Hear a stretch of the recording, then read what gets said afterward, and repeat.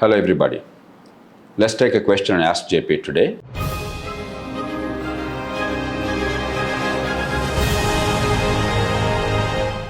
The questioner today is Bharat from Hyderabad, Telangana.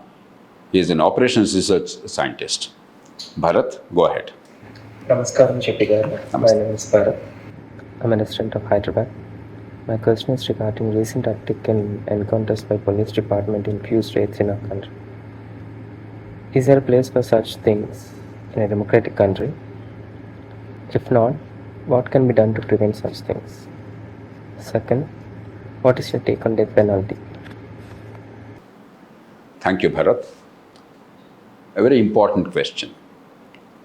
A democracy is only namesake, but not real, unless every citizen, irrespective of caste, economic status, gender, religion, language, and background, enjoys the same rights in real terms and enjoys the same protection of the law in real terms. And nobody is above law. All are treated equally in law. We don't have those conditions. We have only normative rule of law. We have no sense of justice for the weak and the poor, whether criminal justice or civil justice. And might has become right. So people are vexed. So if encounters take place in Disha case or in some other case in the country, and there are so many instances in our state and other states across the country where people are clamoring for street justice, lynching, because they feel genuinely hurt, angry, fearful. When there is a brutal torture of a young girl or a mass rape or a brutal murder or some other serious and heinous violation of their rights, then society reacts. When the legal system and justice system are not capable of handling it effectively, efficiently, and in a satisfactory manner, then people clamor for lynching and street justice. What do we do about that? Obviously, that's not the answer. If we allow might to prevail, whether it's the might of the policeman or might of the fellow with a gun or lathi, then not only is it wrong constitutionally and legally and morally, it's actually wrong in a practical sense. Today, the encounter may be against a genuine culprit who deserves no sympathy from us. But the reason why even the culprit's right should be respected, and he or she must be tried in the due process of law, and then after due punishment in a lawful manner is imposed, that punishment must be carried out. It's necessary because today they may have acted against a truly heinous human being. But tomorrow there is no guarantee that if this kind of power is given to a policeman wielding a lathi or a gun, there is no guarantee that you and I will not become victims. World over, throughout history, umpteen number of times, this kind of power was inevitably abused. Initially, it appears to be expedient, convenient, nice. But in the long term, it goes against political opponents. It goes against personal enemies. It goes against people who did not yield to your unreasonable demands. There are so many instances like that during emergency, when extreme power was given to the executive branch of government. Many, many unspeakable barbarities happened, and people's rights were extinguished. So it's not so much for morality or constitution. It's also to protect all of us, the innocent people. The assumption that the policeman will use that power always for the good of the people is a dangerous and nonsensical assumption. Therefore, we have to respect the policemen, give them adequate tools to carry out their responsibilities, but we have to have adequate safeguards to protect the citizens. And that's what rule of law is. And that's why we always want to make sure that the justice system is different. There is a justice system. There is a court system that will determine what is right and wrong, that will determine the guilt and punish. And the police role is investigating, gathering evidence. The role of the prosecution is to present evidence in a court of law and ensure that the culprit actually gets the just deserts, awarded the punishment so that the society is protected. And unless we do it efficiently, there will be always this clamor.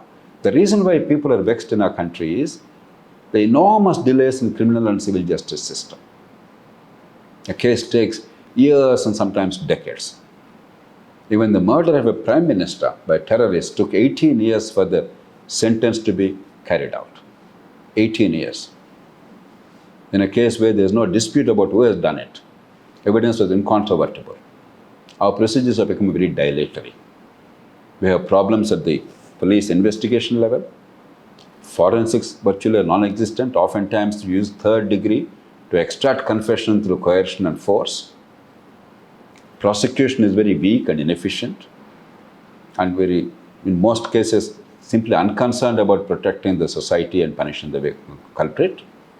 The procedures are extremely old-fashioned and absurd in some cases, cause enormous delays and expense. And the courts themselves have many, many inadequacies, including the infrastructure in the courts and the inadequacies in terms of the numbers and the quality of judges. We have to address each of these things.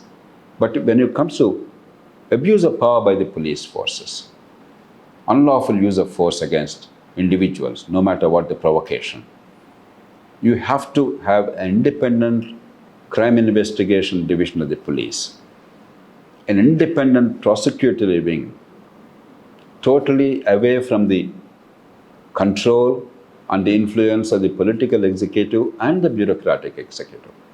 Independent, but held to account by a quasi-judicial body with judges and other eminent people handling that. The Administrative Reforms Commission, the report on public order, we went into great lengths about how to sequence it, not only about what needs to be done, but how to do it in a structured and sequential manner.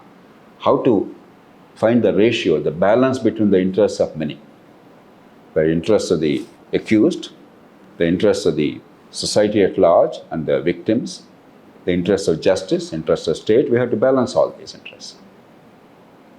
And unless we have that kind of mechanism, an intricate mechanism of both empowerment and accountability, so the speedy and efficient justice are actually possible, and people get a confidence, a sense of confidence that for a crime there will be punishment, that justice is available.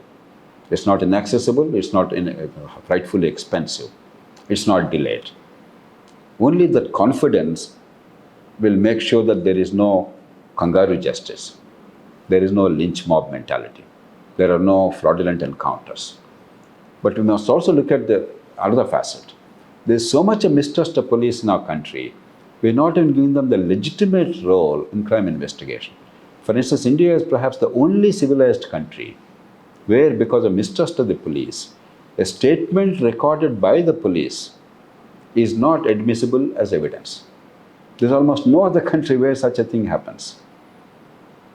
You may bring a witness to challenge the statement or whatever, but you give the power of life and death, power of crime investigation, extremely serious cases to the police officer, but you don't trust a statement recorded by them.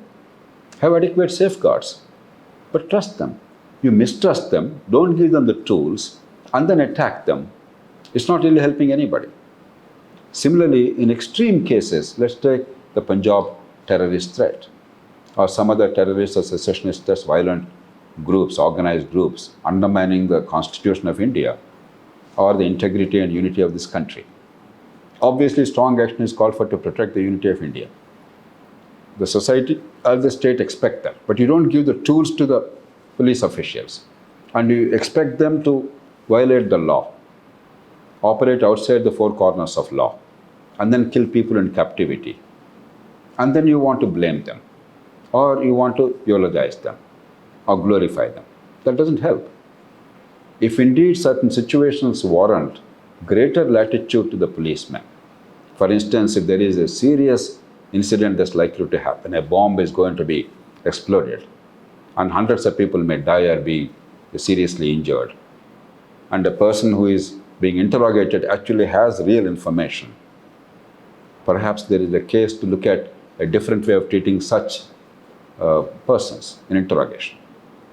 You cannot say you have a right to remain silent and there's nothing that the policeman can do, let hundreds die.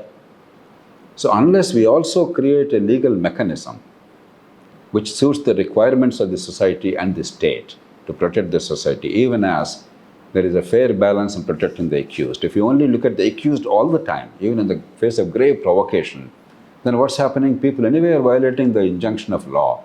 They're beating them to a pulp, applying third degree torture, sometimes even killing them. And that we are keeping quiet.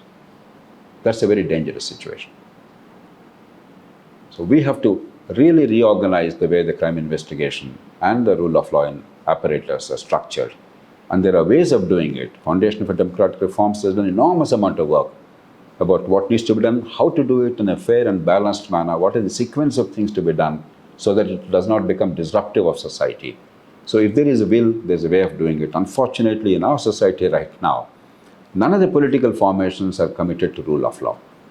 The complaints you hear only about a ruling party at a point of time in a geography, in a state or at the union, abusing the process of law, and therefore complaints without any commitment to end the abuse. All that they're saying is, let us come to power, we'll do that now to you. That is not rule of law. There is no serious commitment to rule of law in our political system. We have to restore that commitment. And the people must realize that law is to protect all of us. And if unfair use of power, third degree, torture, or so-called encounter, killing people in captivity, are allowed for short-term expediency, tomorrow you and I will be the victims. There will be no protection to the honest citizen. That's exactly the reason why the Constitution and the laws provided for these protections. But where required, in extreme situations, let's have more flexible but fully accountable systems in place so that if you cannot have extreme degree of liberty when you're protecting the nation's integrity or the lives of hundreds of people, then let things happen in a transparent way and an accountable way, rather than an illegal way, unaccountable way. That is my take. Now, regarding death penalty, ideally, there should be no death penalty. But we live in a society far from ideal. Therefore, in extreme situations, perhaps death penalty is called for. In my view, the Indian ratio, both in law and by the court pronouncements and in actual practice, that is applied in the rarest of rare cases. Just because some offense is a capital punishment, capital offense, you do not automatically impose the capital punishment on those offenses. But look at the circumstance in each case. And then after awarding death penalty also, you have the safeguards, the higher courts, the constitutional courts examining in each case. I think it's a fairly reasonable system as long as we make it faster. We make it work. But an extreme situation of imposing death penalty on all and sundry because they are capital offenses is totally inhumane, not in keeping with modern thinking and practices.